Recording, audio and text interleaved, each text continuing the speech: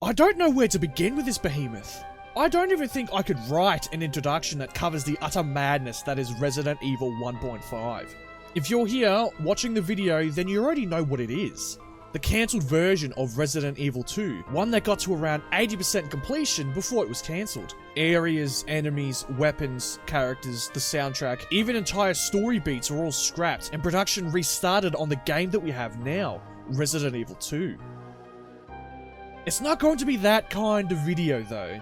You know, the one that spews out what everyone already knows. We know all about the cancelled stuff. It's been talked about to death. And I'd honestly just be beating a dead horse if I were to go all the way through it again. So I won't. Instead, I'm going to talk about something different. I'm going to talk about what has happened since, its revival, and my experience with this version's legacy and Holy Grail status.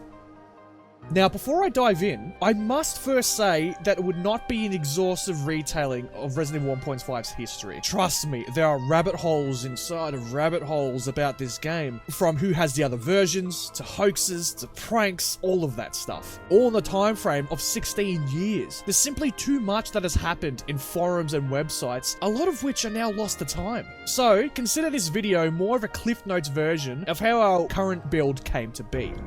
Now, originally, this was where I was going to make a whole section about my personal history with the game. I wrote the scripts, I recorded it, then noticed that it went for 5 minutes, and, well, yeah, it was boring, and doesn't match the rest of this video. So I cut it, the entire thing. Kinda ironic, isn't it? Anyway, instead, I'll summarize the last paragraph that I made.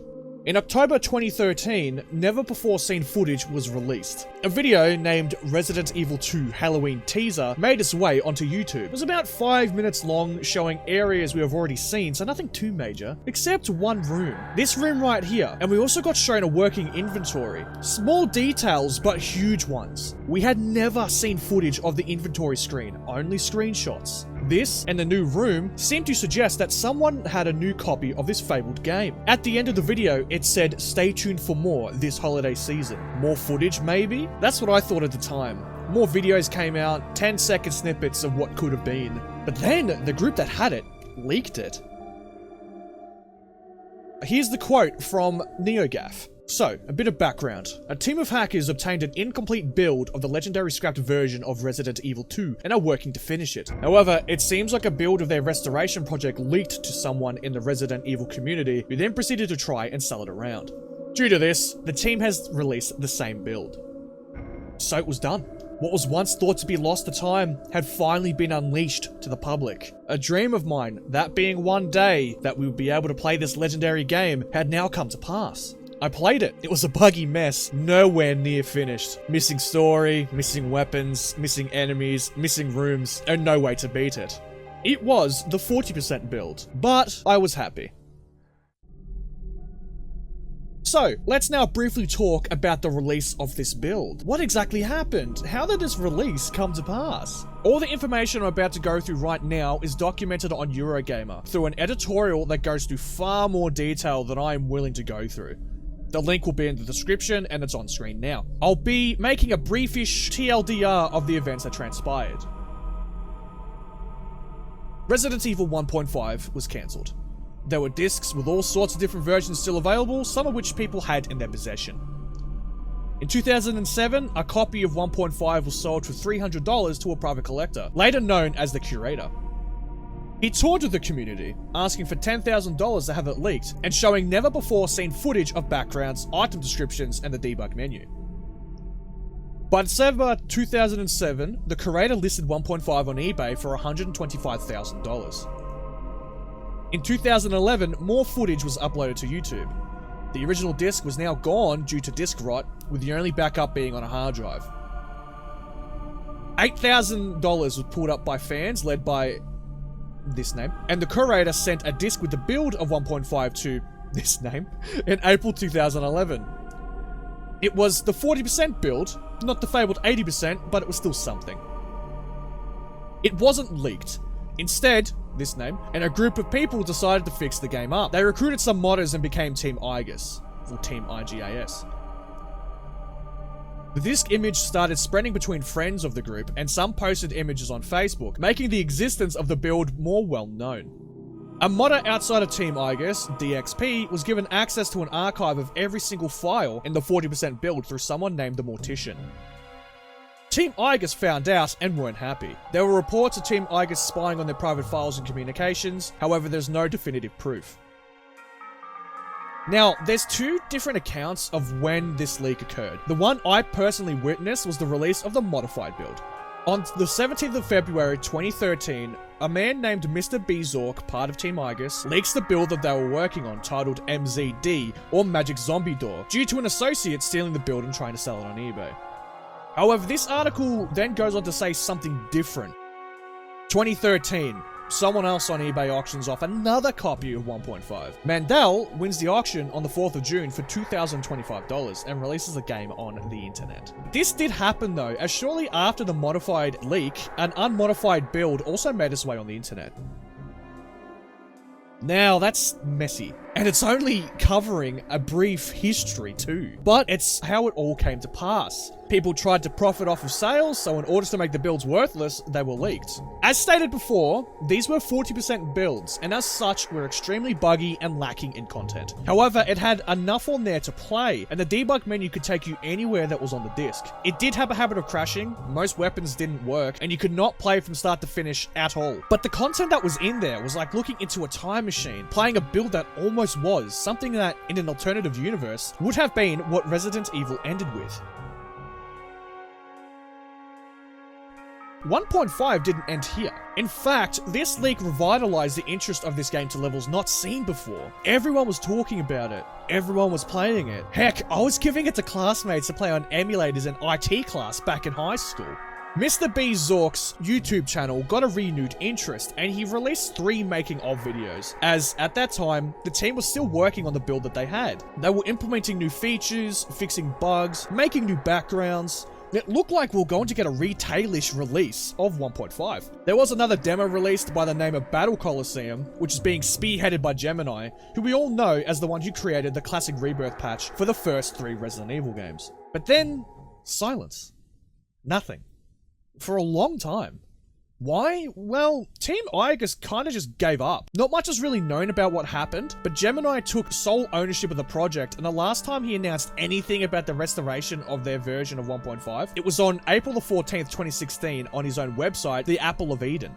He gets asked occasionally about this work, as he's supposedly porting it to PC, but the answers given are in the same vein as stop asking. But there was also another resurrection that had already been started. In 2014, 2 years prior, a prolific modder by the name Martin Biohazard had been making patches to the game, the first being in the 6th of March 2013, or at least the first patch that I found. Adding new rooms, puzzles, weapon animation fixes, collision fixes, and other small things. It seemed like no one wanted RE 1.5 to fade into obscurity again, and these patches are actually still being made, the latest one being on the 17th of February 2023. So it's alive and well. So what exactly is the future of 1.5? Will we ever get a completed product with the enemies, weapons, and story intact? Well, that's something I also wanted to talk about. You see, the 1.5 we all want is never going to be. At all. That finished version, never happening. Why? Well, there's a couple of reasons. Let's start with the final 3 modders left on this venture, this crusade. Gemini is still supposedly working on 1.5, although he's apparently porting it to PC. But whenever asked, he says when it's done. And most of the work he does these days is making older PC games playable again, which is great in its own right and all the power to him, of course. But I doubt he'll ever have anything to do with 1.5 ever again, so no one should hold their breath. Martin Biohazard might make more patches for the 40% build. Maybe. Last I heard he was done making them. I don't blame him though, as he's been a modder for Resident Evil for 20 plus years at this point.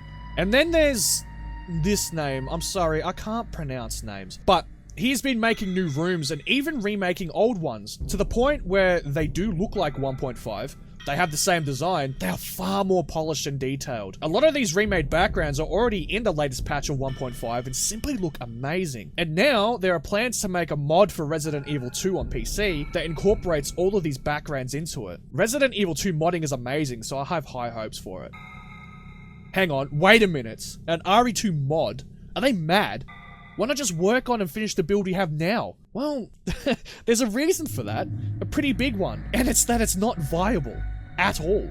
The problem the modders have is that, well, the only leaked build that we ever got was a 40% version. There is another more complete build out there dubbed the fabled 80%. Someone does have it, however, it will never ever be released. I just want to get that out now, just so people don't get their hopes up. It's not something that will ever see the light of day, and last time it was mentioned, around the time the Battle Coliseum was released, the owner received death threats and vitriol aimed towards them. So, safe to say they went back into hiding real quick. Anyway, the 40% build it is then. Well, fixing a game that's not even halfway to completion has some problems. Problems such as, most of the story isn't there. It needs to be interpreted with what little information that we have from magazine scans and what's in the build. Most weapons, enemies, and backgrounds aren't in the build, and with how unstable the actual code is, since it's unfinished, it's almost impossible to reconstruct new enemies. All you can really do is modify pre-existing ones to try and create the enemies that we know are in the 80% build. The weapons are being restored, but it's very slow going, and the backgrounds are being created. However, that leads to number 3. We will never be able to recreate 1.5 to Capcom's vision. There will always have to be assumptions and interpretations being made to make a finished product. Now, that's not to say that the work being done right now isn't amazing. It is. RE 1.5 at this point is in a much better state than it ever was, and is playable from start to finish now. However, it will never, ever be a retail product, nor can it ever be a pure recreation of 1.5. There just isn't enough information about the version out there, and the foundations are not adequate. What I'm trying to get at here is that for any meaningful progress to be made, 1.5 can't be strapped down to a pure recreation. The engine isn't finished, it's buggy as all hell, adding content to it is a nightmare, most of the content is either missing or doesn't work, and there's only so much you can dress up a corpse until its very bones start to snap under the weight. There's a reason that Team Igus gave up, because it was far too much work. There's just too much missing. It requires too much interpretation to fill in the gaps, and due to the utter chaos that ensues when someone tries to modify 1.5 beyond its original vision, they probably didn't even think it was worth it.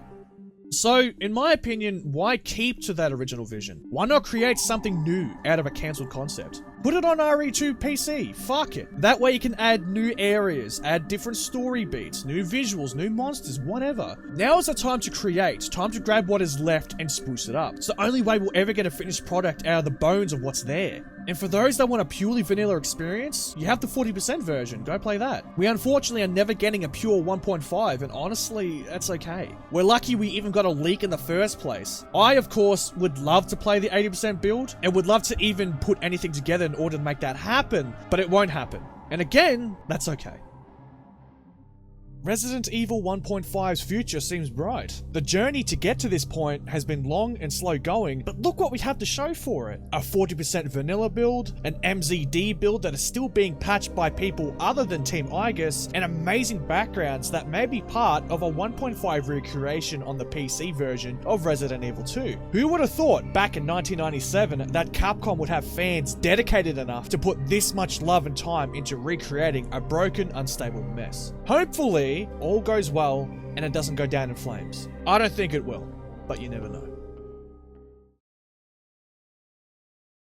So that's the end of my video. I hope you enjoyed. If you did, chuck me a subscribe, do the whole like thing, share, whatever. I say whatever, but it would really help me. I love doing these videos.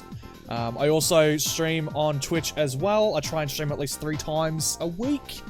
But yeah, thank you guys, and I'll see you next time.